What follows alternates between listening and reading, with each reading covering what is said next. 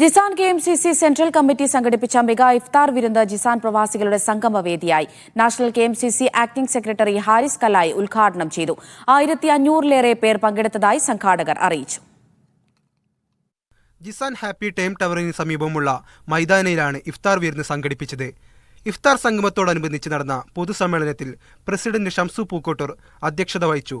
National KMCC acting secretary Haris Kalayi ഉദ്ഘാടനം നിർവഹിച്ചു. Jizan chamber of കൊമേഴ്സിന്റെ ആദരവ് ലഭിച്ച Jizan KMCC central committee president Shamsu പൂക്കോട്ടൂരിന് സെൻട്രൽ കമ്മിറ്റിയുടെ സ്നേഹാദരം റഹീം മൗലവി കോഡൂർ കൈമാറി. മുനീർ ഹുദവി റമദാൻ സന്ദേശം നൽകി.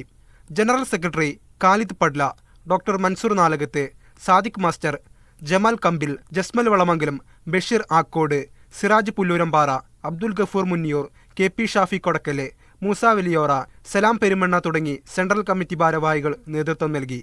നബ്ഹാൻ കൊളത്തോട്, മീഡിയ 1, ജിസാൻ.